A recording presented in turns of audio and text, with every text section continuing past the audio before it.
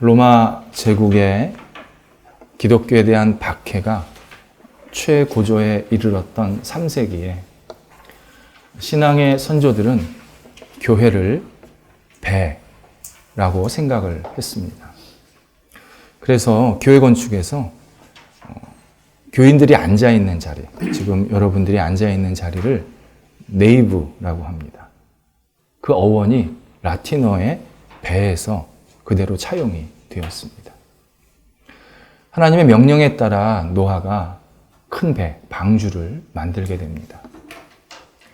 이 배는 세상을 휩쓸어버린 홍수 속에서 사람들과 동물들을 안전하게 피신시켰고 하나님께서 목적하신 그 목적지에 잘 이동시키는 중요한 역할을 하게 됩니다. 마찬가지로 배인 교회, 이 교회는 세상의 혼란과 비바람 속에서 하나님의 자녀들을 하나님의 평안과 사랑으로 권면하고 채워주고, 그리고 마지막에는 하나님의 품 안에 잘 도착할 수 있도록 구원의 통로 역할을 하게 됩니다. 교회가 구원을 주지는 않습니다. 하지만 교회를 떠나서 내가 마지막까지 구원을 얻을 수 있는 구원 신앙을 견고하게 간직하는 것도 현실적으로는 불가능합니다. 그것이 사실입니다. 우리 신앙인들은 사도신경, 우리 사도들이 가르쳐준 신앙 고백에 따라서 교회가 거룩합니다. 거룩한 교회를 믿습니다. 이렇게 고백을 하게 됩니다. 거룩한 교회를 고백한다라는 의미가 교회는 구원의 통로가 됩니다. 하나님께로 가는 중요한 통로가 됩니다. 이렇게 고백하는 것과 같습니다. 교회의 거룩성은 세상에서 오류나 부정에 대해서 분리되어서 홀홀단신, 격리된 상태로 산다고 이루어지지를 않습니다. 교회의 거룩성은 윤리적인 기준을 가지고 당신은 우리 교회에 올 수 있고 당신은 우리 교회에 못 옵니다. 이런다고 해서 만들어지지를 않습니다. 교회의 거룩성은 딱 하나입니다. 절대적으로 예수님을 의지하고 그 예수님이 하신 말씀과 행동에 따라서 우리도 살아가는 그 모임이 거룩한 교회의 본질입니다. 그래서 교회에서 신앙생활을 잘하면 하나님께로 가는 구원의 신앙을 견고하게 간직하게 될 수 있게 되는 것입니다. 교회는 세상이 가진 가치와 그리고 기준에 따라서 휘둘려서는 안 됩니다. 진정한 교회는 오직 예수 그리스도를 믿고 구원을 받아서 그 구원받은 사람들이 예수의 마음으로, 예수님의 생각으로, 예수님의 영으로 가득 채워진 모임이 진정한 교회입니다. 진정한 교회는 반드시 그래야 됩니다. 세상에는요, 사람들이 만들어 놓은 기준과 어떤 규칙들이 굉장히 많습니다. 하다못해 내 돈 내고 먹는 식당, 고급 식당에도요, 지켜야 될 여러 가지 태도들이 있습니다. 그걸 매너라고 그럽니다. 고급 식당에 가면요, 일단 옷을 잘 갖춰 입어야 됩니다. 그리고 뭘 먹느냐에 따라서 음식 먹는 방법이 있습니다. 그리고 내가 대화를 할 때 옆 사람에게 해가 되지 않도록 아주 점잖게, 나 막 떠들고 싶은데 아주 점잖게 얘기를 해야 됩니다. 우리나라 고급 식당은 대부분 방으로 되어 있습니다. 근데 서양은요, 다 거의 열려 있습니다. 옆에 사람을 보면서 서로 매너 지키라는 겁니다. 그런 의미가 들어 있습니다. 그러다 보니까 우리 중에 고급 식당 자주 가시는 분 계십니까? 어쩌다 한번 가죠. 왜요? 불편하잖아요. 그냥 무슨 이렇게 점잖은 자리, 아주 중요한 모임 자리나 한두 번씩 가는 거지. 몇 끼를 고급 식당 못 먹어요. 너무 불편해요. 교회도 마찬가지입니다. 교회는 세상적인 기준이나 규칙을 가지고 절대로 문턱을 만들어서는 안 됩니다. 물론 교회에서도 내가 해야 할 태도들이 있습니다. 예배는 어떻게 드리고 어떻게 기도하고. 근데 이런 것들은요, 사람이 만들어 놓은 기준이 아닙니다. 내가 하나님을 진심으로 믿으면 나도 모르게 그렇게 행동이 나옵니다. 그러다 보니까 교회에서의 생활 태도는 굉장히 성숙합니다. 그리고 어느 모임과도 비교할 수 없는 세련됨이 있습니다. 가르쳐서가 된 거 아닙니다. 내가 하나님을 믿게 되고 그리고 하나님을 의지하게 되고 예수님을 따라 살겠다는 마음이 결심이 생기면 자연스럽게 내 행동이 성숙한 행동이 나오게 됩니다. 그래서 우리가 교회를 생각을 할 때 나와 조금 다른 생각이 있고 나와 조금 다른 행동을 하고 또 나와 조금 다른 환경이나 조건을 가지고 있다고 할지라도 절대 사람을 구별하거나 또는 분리시켜서는 안 됩니다. 이것은 진정한 교회의 모습이 아닙니다. 진정한 교회는 예수님의 마음으로, 예수님의 사랑으로 누구든지 함께 만나서 어울리고 밥 먹고 이야기하고 그리고 또 힘을 얻어서 세상에 나갈 수 있는 그 하나밖에 없는 모임이 바로 교회입니다. 교회가 이러한 본질을 가지고 있다라는 사실을 정리하는데 교회가 세워진 다음에 200년 정도가 지나서야 정리가 되었습니다. 우리는 쉽게 교회는 처음부터 그랬지. 아닙니다. 처음에 굉장히 갈등이 많았습니다. 왜? 신분사회였잖아요. 분명한 신분사회였고 분명한 격차가 있었고 그러다 보니까 모였는데 이게 교회가 뭐냐. 서로 막 갈등이 있었던 겁니다. 그 과정 속에서 교회의 정체성을 바르게 세우는데 오늘 읽은 사도행전 15장은 굉장히 중요한 사건이었습니다. 이 일이 없었으면 아직까지 교회는 굉장히 혼란스러웠을 것입니다. 누가가 사도행전에서 교회의 시작과 복음의 확장을 우리들에게 이야기를 해주면서 세 가지 아주 중요한 사건을 소개하고 있습니다. 첫 번째가 9장에 바울이 예수님을 만나고 회개한 일이었습니다. 바울은요, 기독교 역사에서 복음을 확장하는 데 1등 공신입니다. 하나님이 역사에서 제일 잘하신 일이 있다. 그럼 바울 선택하신 겁니다. 바울이 복음 전도자로 세워졌다라는 이것은 우리 후대, 그러니까 우리뿐만 아니라 우리 후대에게도 엄청난 복입니다.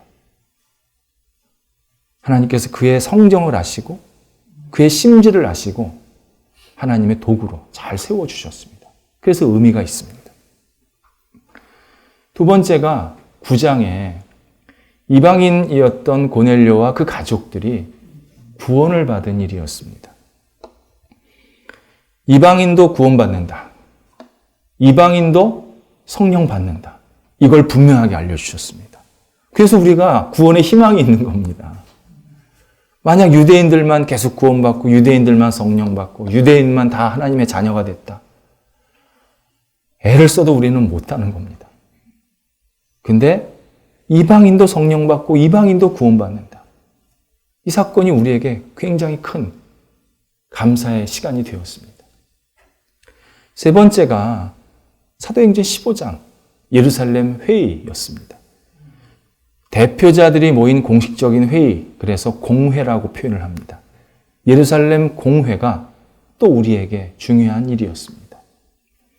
이 회의에서 교회에 오는 사람은 누구냐? 나아가서 하나님의 자녀가 되는 그 기준은 뭐냐? 자격은 뭐냐? 이것을 분명하게 결정해 주었습니다. 예루살렘 회의가 모이기 전에 베드로와 바울에게 이러한 일이 있었습니다. 이 당시에 유대인들은 이방인들과 밥을 먹지 않았습니다. 예수님을 믿은 유대인, 그 사람들을 유대 그리스도인이라고 합니다. 유대 그리스도인들도 이방인들과 밥 먹지 않았습니다.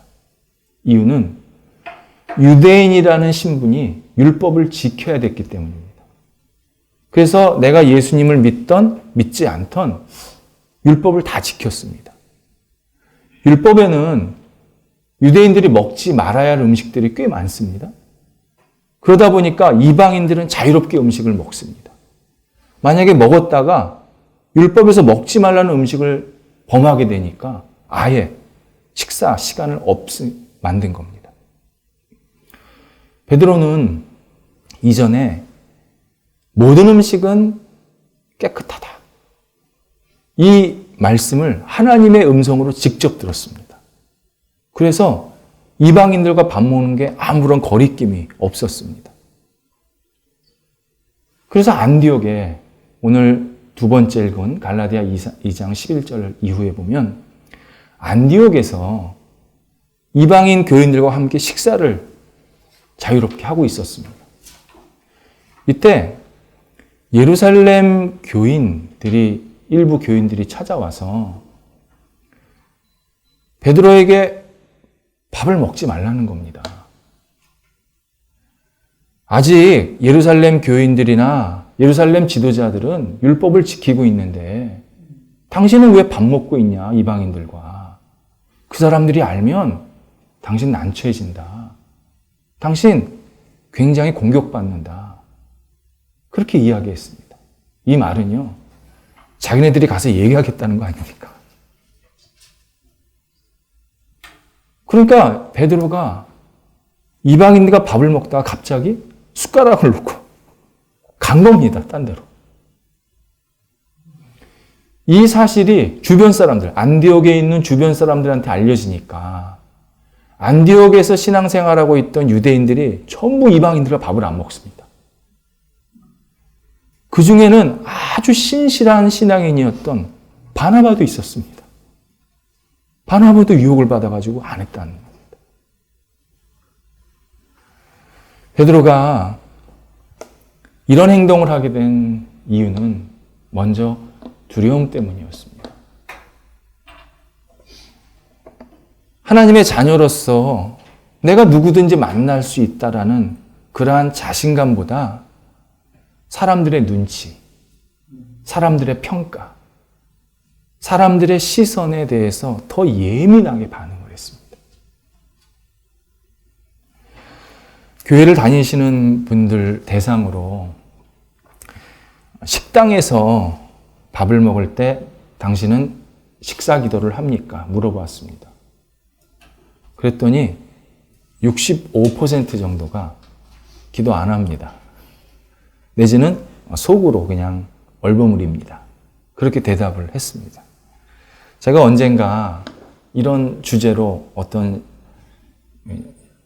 교인이랑 이렇게 대화를 나누다가 이제 기도하는 게 좋겠다 이렇게 말씀을 드렸더니 그분이 대뜸 저한테 하시는 말씀이, 목사님, 술 먹는데 어떻게 기도를 해요? 그래서 제가 웃으면서 그랬습니다.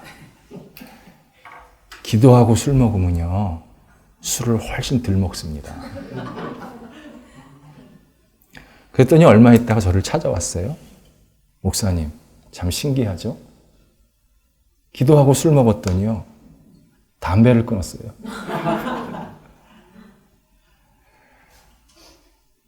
우리가 밥을 마음으로 먹습니까? 입으로 먹습니다. 그러면 감사하다는 표현도 분명하게 해야 됩니다. 그게 당연한 것입니다. 내가 하나님 앞에 감사하다라는 표현을 분명하게 하면요, 하나님께서 나에게 일용할 양식을 계속 채워주십니다. 그렇지 않습니까? 자식한테 챙겨줬는데 자식이 부모님한테 아빠 감사해, 엄마 감사해.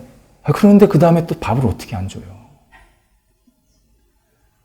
하나님께서 우리가 하나님 감사합니다. 일용할 양식 주셔서 감사합니다.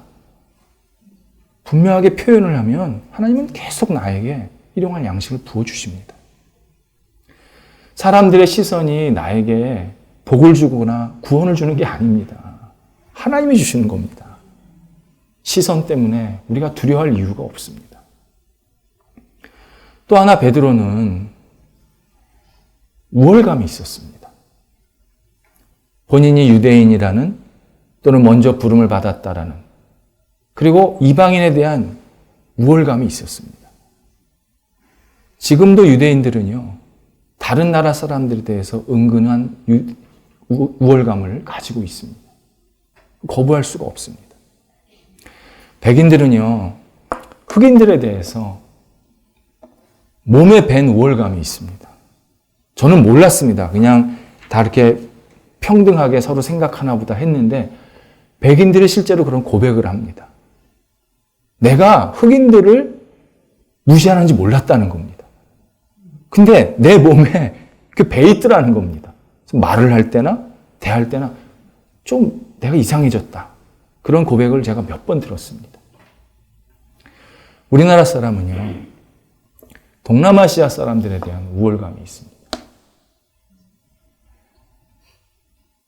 우리가 필요해서 결혼 내지는 노동 때문에 불러왔으면 그에 걸맞는 기본적인 존중을 해줘야 합니다. 우리가 남의 나라에 가서 차별받으면 마음이 불편하듯이 동남아시아 분들도 그 나라에서는 다 사랑받고 따뜻하게 인정받는 자녀들이고 부모들입니다. 그렇다면 예수 믿는 우리들이 앞장서서 이러한 것을 과감하게 표현하고 그리고 잘 대들 필요가 있습니다. 그게 우리의 또 하나의 이 시대의 중요한 사명입니다. 베드로가 이방인들과 밥을 먹었다라는 사실이 유대인들에게는 충격적인 일이었습니다. 하지만 같은 유대인이었지만 복음의 굳건히 선 바울은 베드로가 밥을 먹다가 떠난 사건이 더 충격적이었습니다. 이 일은 단순히 무례한 일이 아니었습니다. 복음을 그리고 하나님의 구원을 훼손시키는 심각한 행동이라고 생각이 들었습니다. 그래서 11절에서 갈라디아서 2장 11절에서 바울이 베드로의 면전에서 책망했다. 대면에서 책망했다. 그런 표현을 씁니다. 얼굴을 맞대고 베드로 당신이 큰 잘못을 했습니다. 명확하게 이야기했다는 것입니다. 구약 성경에 보면 선지자들이 잘못한 지도자들에게 탁 서서 당신이 하나님 앞에서 큰 범죄했습니다. 라고 말하는 것과 똑같은 상황을 이야기한 겁니다. 그러니까 지금 바울은 선지자로서 베드로에게 말한 겁니다. 바울이 나이가 좀 더 많습니다. 그래서 더 가능할 수도 있습니다. 그런데 바울이 볼 때 베드로의 행동은 하나님의 복음에 전혀 맞지 않는 행동이었습니다. 그래서 12절, 13절에서 뭐라고 표현을 하냐면 베드로 당신은 복음에 바르게 행하지 않고 있다 지금. 이 말은 단순히 그냥 복음을 놓치고 있다 이런 의미가 아니라 이 복음을 지금 훼손시키고 있다. 복음이 이렇게 있는데 이 복음에 맞지 않게 자꾸 엉뚱한 방향으로 가게 하고 있다, 지금. 우리가 청소를 할 때요, 빗자루로 쓰레기를 한 곳에 모으지 않습니까? 그걸 청소라 그러지 않습니까? 근데 쓰레기를 흩트는 겁니다. 지금 바르게 행하지 않다는 말이 그 말입니다. 복음을 하나로 잘 묶어서 행실로 나타나야 되는데 자꾸 흩어버린다는 겁니다. 그러면서 바울이 베드로를 잘못하고 있다는 것을 심각하게 말하면서 16절에서 이방인이나 우리나 다 하나님의 은혜로 의롭게 된 거 아니냐. 왜 그들을 거절을 하느냐. 이렇게 강하게 권면을 합니다. 베드로는 바울의 이 말을 듣고 굉장히 진지하게 받아들였고, 그리고 크게 뉘우쳤습니다. 신앙생활 할 때요, 제일 우리에게 중요한 이 방향, 어떤 방법은 내 행동과 내 말과 내 생각이 지금 복음에 맞게 하고 있는가를 끊임없이 점검해야 되는 겁니다. 내가 한번 복음을 믿었다고 해서 완벽한 사람 되지 않습니다. 내가 복음을 지금 믿게 되었는데, 예수님을 믿게 되었는데, 내 행실이, 내 말이, 내 생각이 정말 복음에 맞게 지금 계속 잘 가고 있느냐를 끊임없이 돌아봐야 합니다. 하나님께서는 성경을 통해서, 그리고 여러 가지 일들을 통해서 나한테 말씀하십니다. 근데 이 말씀을 하실 때 내 스스로를 자꾸 돌이키지 않으면 신앙생활은 하긴 하지만 더 이상의 선한 열매들이 맺혀지질 않습니다. 근데 베드로는 받아들였습니다. 그 받아들인 결과가 사도행전 15장에서 이제 나타납니다. 똑같이 안디옥 교인들에게 예루살렘 일부 교인들이 찾아와서 너희들이 진짜 구원을 받으려면 예수님도 믿어야 되지만 율법도 행하고 할례도 받아야 된다. 이렇게 말을 합니다. 안디옥에서 예루살렘까지가요, 540km? 꽤 멉니다. 거기까지 와서 이 얘기를 합니다.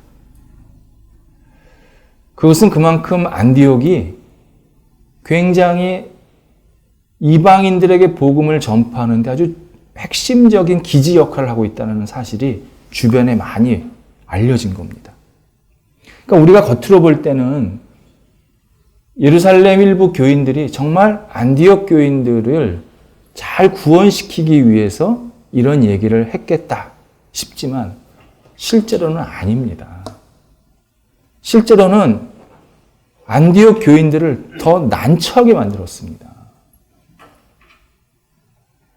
이대로 행했다가는요, 이방인들이 예수를 안 믿습니다.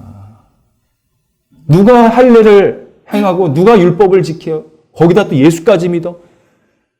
누가 예수를 믿으려고 하겠습니까? 우리가 은혜를 받을 때는요, 항상 방해가 큽니다. 그거 늘 명심하셔야 합니다. 내가 신앙생활에 요즘에 굉장히 뭔가 하고 싶고 은혜 받고 있고 뭔가 기쁜 마음이 생기면 반드시 이것을 허물어뜨리려는 끊임없는 일들이 내 주변에서 생깁니다. 이때 내가 은혜를 더욱 붙잡으면 나중에 간증을 하게 되지만 시험거리를 붙잡게 되면 나중에 한숨만 나옵니다. 내가 왜 그랬을까? 내가 왜 그랬을까? 마찬가지였습니다. 안디옥 교회는요, 지금 은혜가 넘쳐났습니다. 막 이방인들이 막 밀려 들어오니까요. 믿는 사람들이. 근데 거기에 예루살렘 일부 교인들이 와서 살짝 덫을 놓은 겁니다. 근데 이 말을 듣고서 안디옥 교인들이 무시를 할 수가 없는 겁니다, 지금. 왜? 이 당시에 구원은 유대인들에게서 왔다고 생각을 했기 때문입니다. 그러니까 이 의견을 무시할 수가 없습니다. 그렇다고 이 의견을 듣자니 누가 예수를 믿으려고 하겠습니까? 이방인들이. 그러니까 막 굉장히 고민을 하고 있을 때 바울이 이 예루살렘 교인들과 아주 격렬하게 논쟁을 벌입니다. 비슷한 상황이었는데요. 베드로와는 논쟁을 벌인다는 말이 없었습니다. 갈라디아에서. 근데 유대인들에게는 논쟁을 벌였다. 이 말은 뭐냐? 유대인들이 받아들이지 않았다는 겁니다. 같은 유대인인데 3절에 보면 바울이 이제 예루살렘에 가는 중간에 베니게와 사마리아 사람들에게 이방인들이 예수님을 믿고 많이 돌아오고 있다, 구원받고 있다라고 얘기했을 때 그 사람들은 너무 기뻐했다, 크게 기뻐했다, 그렇게 표현되어 있습니다.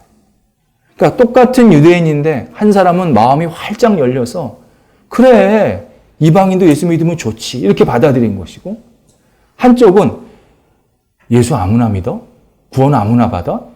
하면서 이것저것 계속 중간중간에 덫을 놓은 겁니다. 신앙생활에 있어서 마음이 열려 있다는 게 이만큼 중요합니다.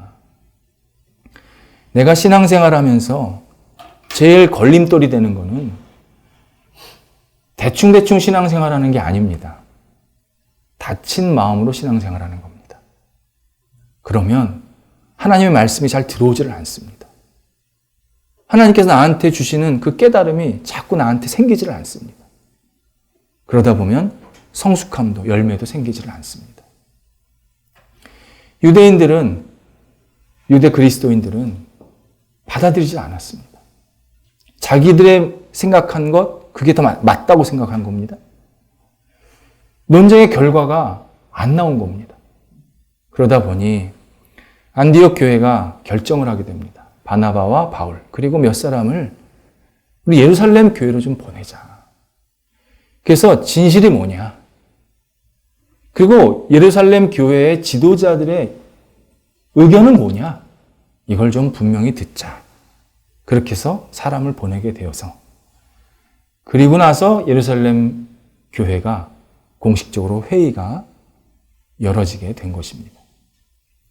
이때 이방인들을 옹호하는 입장에 첫 번째로 베드로가 바뀌었습니다. 베드로가 첫 번째로 설명합니다.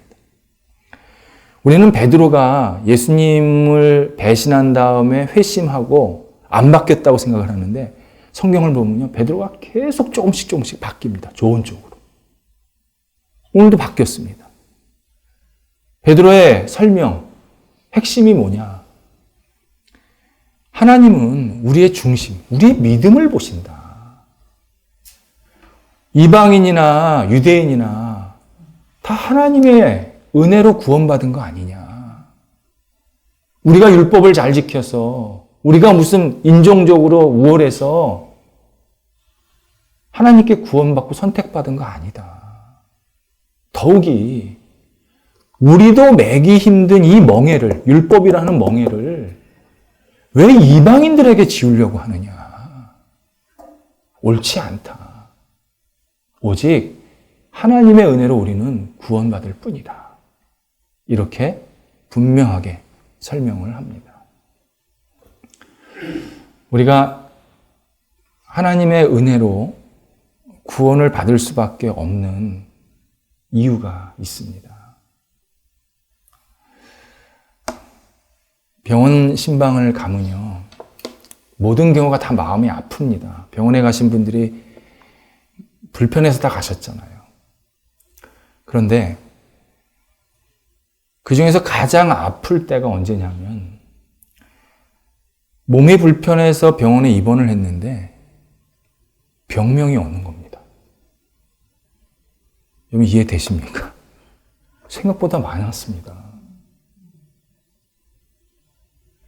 아이서부터 연세 드신 분까지 굉장히 많았습니다. 그러다 보니까 의사나 환자는요, 가장 기본적인 처치만 하고 마냥 기다립니다. 얼마나 답답하고 힘들어하는지 모릅니다. 이 상황을 반대로 얘기하면 병명을 아는 것은 희소식입니다. 병명을 안다는 것은 약이 있다는 겁니다. 치료 방법이 있다는 겁니다. 그래서 병명이 나오는 겁니다. 성경은요, 모든 인간을 병이 있다고 말씀하십니다. 그 병은 죄라는 병입니다. 이 죄라는 병 때문에 수많은 사람들이 무의미하게 삽니다. 내가 잘 사는지 못 사는지 알지 못하고 습관적으로 삽니다. 때로는 나 존재감, 내가 살아있다는 것을 느끼기 위해서 정말 무모한 행동도 합니다. 그리고 나중에 크게 후회도 합니다. 이 모든 일의 근원적인 병이 바로 우리의 죄라는 것입니다. 우리가 죄라는 병을 가지고 있다는 말을 들으면 적지 않은 사람들이 기분을 언짢게 생각합니다. 그리고 거부합니다. 그런데 하나님께서 우리에게 죄라는 병을 알려주신 것은 너 안 돼. 넌 구제불능이야. 이렇게 소외시키고 낙심시키기 위해서가 아닙니다. 이게 핵심입니다. 넌 치료받을 수 있다. 넌 회복할 수 있다. 너 건강해질 수 있다. 이것을 알려주시기 위한, 기쁜 소식을 주시기 위한 방법이었습니다. 우리가 죄라는 병을 치료하실 수 있는 유일한 분은 의사이신 예수 그리스도입니다. 그리고 우리의 죄를 치료하는 약은 은혜입니다. 방법은 믿음입니다. 우리는 힘들고 어려울 때일수록 이 은혜의 약을 많이 먹어야 합니다. 은혜의 약의 특징이 뭐냐면요, 우리가 보통 백해무익이라는 말 쓰지 않습니까? 해는 100 가지고 이익한 건 하나도 없다. 반대입니다. 백익무해입니다. 해는 아무것도 없습니다. 근데 이익은, 우리에게 주는 유익은 엄청납니다. 내가 지치고 힘들 때, 혼란스럽고 외로울 때, 내가 어떻게 살아야 될지 막 방향을 모를 때, 그리고 내가 마음이 너무 답답할 때, 은혜의 약을 먹어야 합니다. 하나님의 은혜의 약이 나를 살립니다. 나를 건강하게 만듭니다.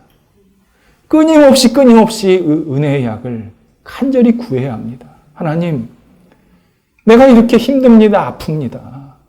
매일이 이렇게 좀 안 되고 있습니다. 내가 이렇게 불안합니다. 내가 혼란스럽습니다. 은혜의 약을 주옵소서. 은혜의 약을 주옵소서. 간구하면 하나님께서는 반드시 나에게 은혜의 약이 아니라 은혜의 강물을 우리 영혼 속에 부어 주십니다. 그 은혜가 우리를 생명력 있게 만들고 소망 있게 만들고 다시 힘차게 살아갈 수 있는 용기를 허락해 주십니다. 기도하겠습니다. 하나님, 하나님의 은혜가 우리 모두에게 이 땅 위에 가득가득 임하게 하여 주옵소서. 이 혼란스러운 세상 속에서, 이 어두운 세상 속에서 오직 하나님의 은혜만이 빛을 발하게 도와 주시옵시고, 우리를 사랑하시고 우리를 구원하시고 우리를 회복시키기 원하시는 예수 그리스도를 붙잡고 우리 모두가 온 땅이 은혜의 강물 위에 아름답게 헤엄치며 살아가는 하나님의 사람들이 되도록 인도하여 주시옵소서. 예수님의 이름으로 기도드립니다. 아멘. 일어나셔서 찬송가